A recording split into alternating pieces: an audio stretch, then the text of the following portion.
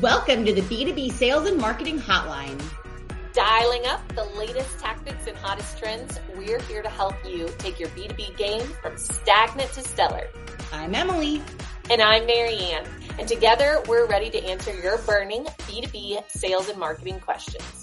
Each episode, we'll tackle a need-to-know topic in the ever-evolving world of B2B sales and marketing. We'll break it down with actual takeaways that you can implement right away. And because you don't get results without real talk, we're wrapping up every show with a quick Q&A segment. So fire away with your burning questions.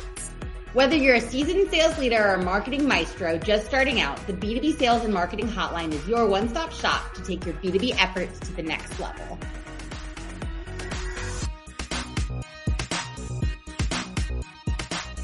Hi, welcome back. Hi, Maryanne. Hi, Emily. I'm glad for another episode. Yes, me too. And today is a fun one to talk about because we're going to be talking about the buying process and what the expectation of a typical buying process is versus what we actually find to be the buying process. And specifically for B2B, because it's very different than B2C. And yeah, they're just not comparable. So yes, in the B2B world, we need to make sure that we understand what the reality of the buying process is. Yeah, absolutely. And I mean, when we think of what, we've all been in like the prospecting calls where what people are anticipating a buying process to look like. And a lot of times it's just, they fill out a form, they come to your webinar, and then next thing we know, they're talking to sales, and the next thing we know, they're buying the service. So like I find that's like kind of what a lot of businesses actually like promote that as like the norm, right? Like you're going to host this webinar, you're going to get a bunch of leads, and then you're going to close those leads relatively quickly. And I don't think people often take into account everything else that goes into that process. And what's funny is that like I believe that I too believed this at one point, right? Yeah. I think that times have changed rather than just everyone has the wrong perspective. I think that was more accurate several years ago. And additionally, we've been having this same conversation to an extent with clients from the very beginning. So I think that the reality has continued to change, but the idea of what that dream is hasn't changed at all. Yeah. So it's gotten wider and wider. The gap has gotten wider. Yeah. I also think I believed this, like going into marketing and many years ago too, like when, inbound form fills leads and all of that were like relatively new and people were like excited about the idea of it. The lead you received was oftentimes like moved through the funnel pretty quickly. And I feel like now, with so much more content out there and so much more people knowing about download options and where to go to find specific things. A lot of times people aren't still not ready to talk to sales when they fill out that form. Well, and I think that people got in their head, okay, perfect. All I have to do is put content out there and people will fill out my forms and be ready to talk to me. And they didn't slow down enough to really think through the buyer's journey fully and how they're creating content at all stages of the journey. And so you shouldn't have the same expectations for someone who's just in the awareness stage or someone who's in the decision stage. Yeah. And then of course, like, I think we just need to caveat and say every business is unique. We work with all B2B clients, but we work with lots of different industries. And we see it in industries specifically. Some industries have a longer sales cycle than others. So of course, every industry is unique, but just in general, I think the dream for marketing and for sales is to, make that one connection and then be moving right along your way. I think the idea is just that we're reaching everyone in their decision stage. And that's that's not the reality. And I love that you said that too about like the buying cycle and how long things are. Cause in my brain, I was just thinking like, yeah. And it's also dependent on like how much of a commitment it is to work with your business, right? Like there are some professional services that, you're making a 2-year long commitment. It's a hard, switch from one vendor to another. And it's a harder process. So that your seller is going to work harder throughout the process to sell that. And, it might be a year before they get that sale versus something that's maybe a little bit more like easy commitment, easy trial, a radio ad on the radio or whatever. It's an easier barrier to entry, might be a quicker sales process, less money involved initially, stuff like that. So you kind of have to think through also like how hard it is, how long your buying process is, and then determine kind of the sales process. And just so everyone listening knows, we actually made a graphic. We're calling it our famous graphic, but it's not famous yet, but it is popular. So we'll keep it up calling it our famous graphic. Yes. But in the graphic, we have kind of like the dream, what people are considering as the dream scenario, that form fill, straight to sales, boom, we have a sale. And then really the reality of it, which includes a lot of other touch points. So like, maybe you get someone who attends the webinar, they come to your webinar, they sign up and they attend. Well, maybe they're not ready to like talk to sales yet. So maybe that seller's going to have to work a little harder, right? They're going to need to go connect with them on LinkedIn. They're going to have to call them a few times. They're going to have to, work hard to get in touch with the person. Right. And then come time to meet with the person, there's a lot of scenarios, they're going to be, there's maybe other people who need to be involved, some more calls. And then maybe there needs to be a case study that we share. Maybe there more education along the process. More education. What it's like to work with you, what it's like to work with whatever industry you're in general, what some of the obstacles are going to be. And so making sure that you understand that education is leading to that sale, and that you're just invested in sticking through that buying process rather than just expecting it to happen quickly. Yes, totally. And I'm looking at this graphic too. And I mean, there's all kinds of things in here that I think are really interesting. So when you get a chance, do go look at it. But also like having, in marketing, like going on like different social network groups and posting about the same thing, or like, having different conversations with different people at the company, things like that too, having different marketing messages going out to different individuals based on their titles. Things like that are effective and prolong the process, but they do end up making it more successful. But I think like what can be overwhelming to people is that it seems really sporadic. Oh, well, I just have to do all of these things all of the time. And I don't think you have to do that. I think you can come up with a strategy that's going to work for your industry and your business. Yeah. And tools like HubSpot that we partner with can give you the analytics to see what is working. Okay, if you take your past 5 clients who have signed with you after presenting a proposal and look back at their track record, what have they looked at on your website? What touch points has your salesperson have? Look at their activities page and see what happened. You can replicate based on that. You can create a strategy based on those activities rather than just throwing darts. What's that phrase? What is the phrase? Throwing darts at the wall. I think that's what it is. Yes, just trying to do all of the things, essentially. You know what I'm saying. There is a way to create a strategy around this. So anyway.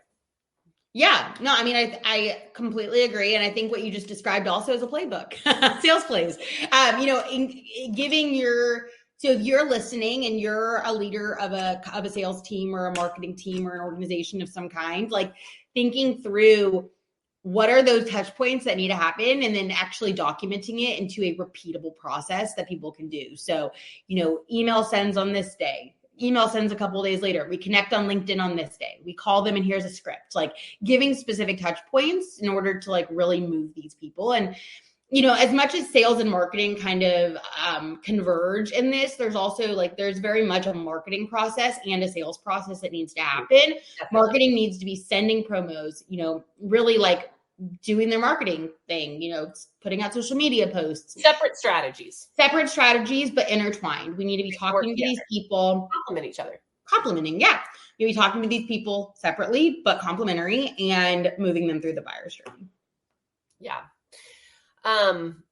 I do love this graphic though. It's a good reminder to everyone. Yes, what the dream is and what the reality are very different.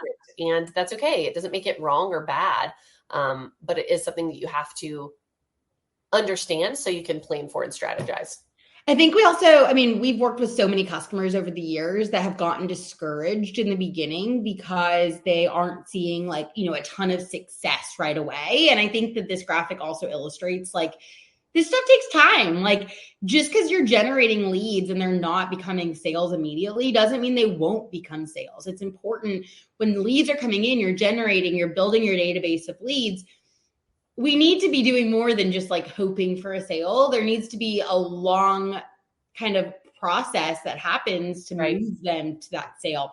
And I think it's honestly, to me, the graphic more than anything is encouraging for businesses to know that, what they're doing is working and that it just sometimes the dream is,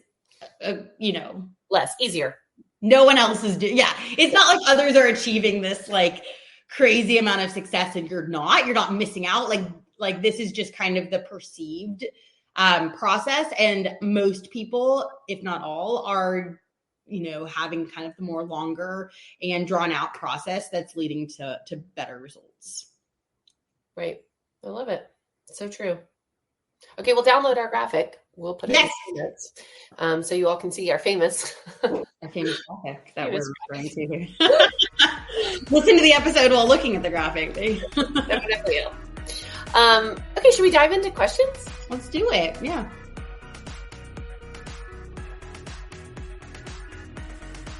Okay, the first question, we have 2 questions. The first is, how many times should my sellers be reaching out to the same unresponsive lead before giving up? I think this is a perfect question too for our conversation today, because I think the same thing applies with unresponsive leads as it does with anything else. Like we need to keep talking to them. People come in as leads and then they forget. They fill out all kinds of forms. Think about your day to day. Like when you're interested in a service or a product, like you're filling out lots of forms to determine like the best route. And the seller that annoys you the most is often the one you're going to follow up with, right? Like it's not, I find that your seller should be reaching out all the time and often for several weeks before they give up. And before they give up, they need to have some kind of breakup message or something that's, I'm no longer going to reach out to you unless you tell me. Give them a chance. Yeah.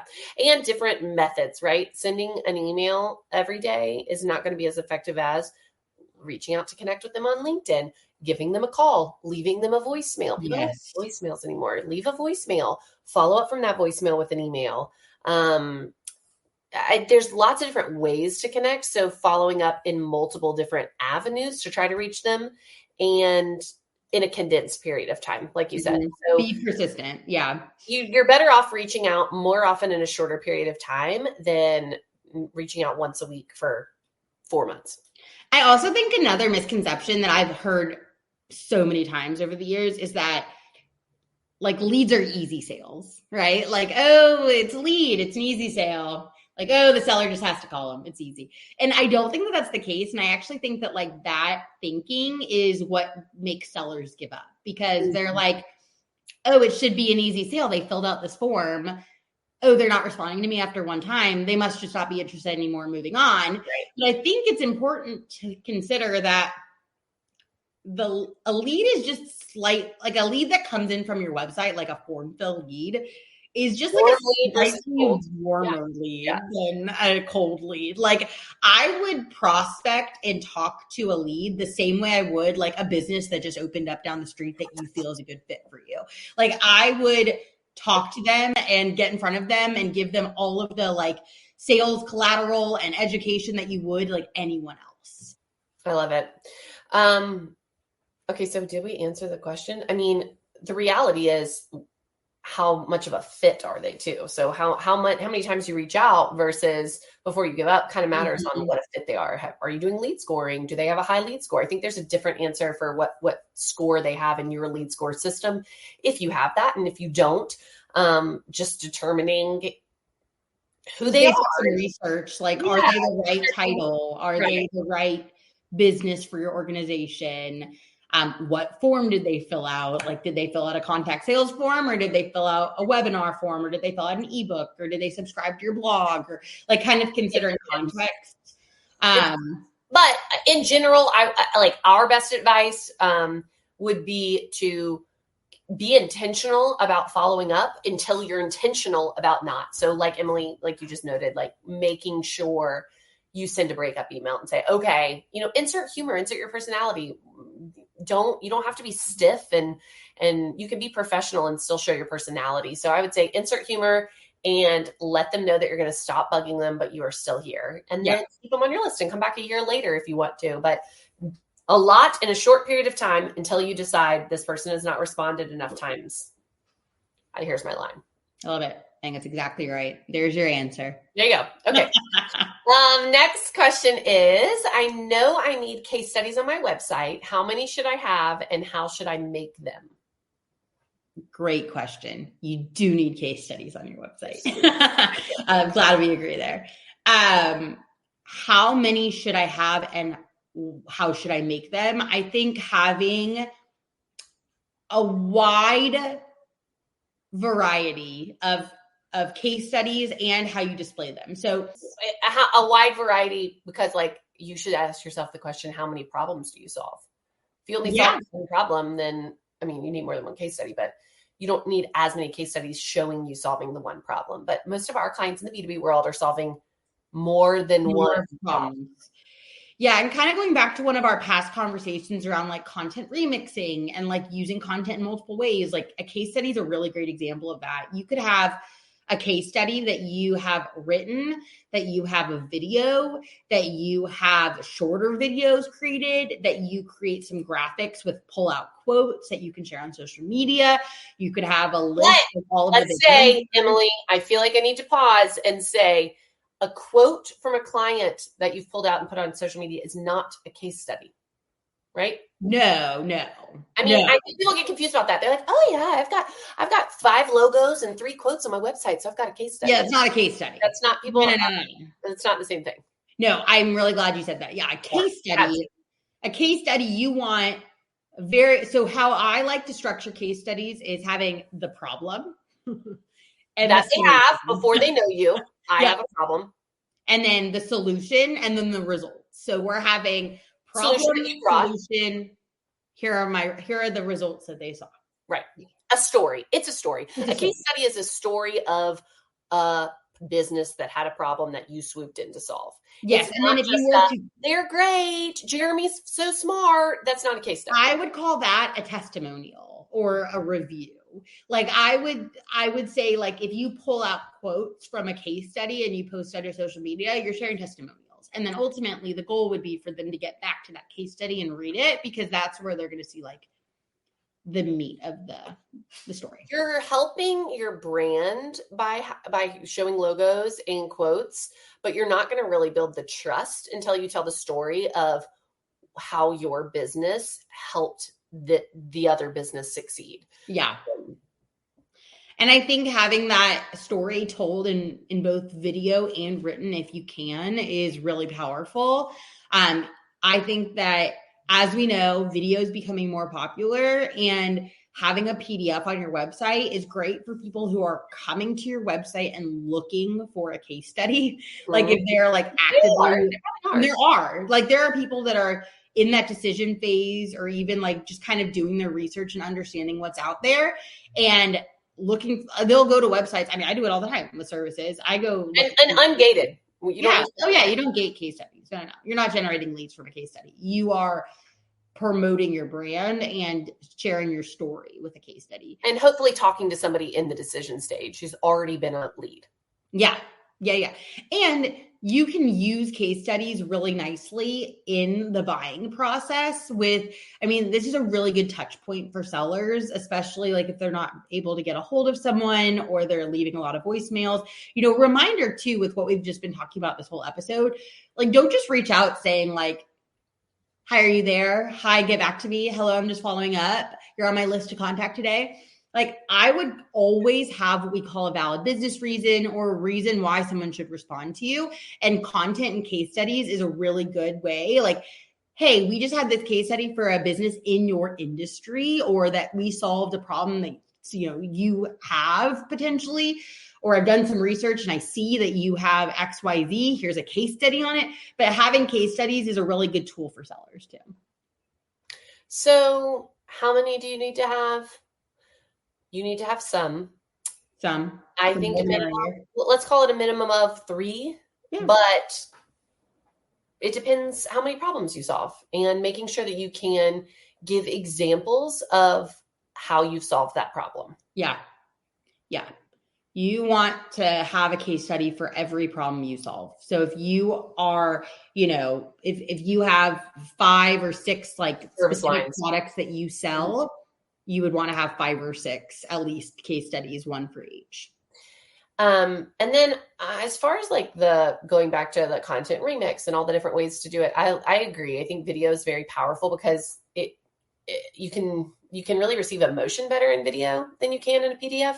And I think case studies can be kind of emotional. So I think that's a good thing to portray to somebody in that stage. But I would say if you can't do high quality, narrow the field. I think a low quality video kind of does the opposite. I agree with that. Yeah. We don't want homemade films. Yeah. If you can do a high quality video, then do video. But if you don't have the capacity or capability to do that, then stick with something that you can do high quality. And if that's a PDF, then that's a PDF. That's great too. Yeah. Agree. 100%. Yeah. Videos that look low quality. Write you off. You'll lose that. You'll lose them. Anyway, cool. That's it. That is what we have for today. Question-wise too. So please thank you for listening. Please continue to listen, connect with us. You can find our contact info in the show notes, as well as that graphic that we talked about. Graphic. Yes, our famous graphic is also in the show notes. But if you have any questions you want us to answer on the show, please do submit them. You can send a voicemail, a text, or an email. That information, again, is in the show notes. We would love to do our best to answer all of the questions that you will have, and we look forward to seeing you on our next episode. Thanks, everyone. Bye, guys. Thanks so much for tuning in to the B2B Sales and Marketing Hotline. Don't forget to follow us wherever you listen to podcasts so that you never miss an episode. And if you've got a question for us, head to the show notes and let us know what's on your mind. And visit our website, leadg2.com, where you can find even more helpful B2B sales and marketing resources.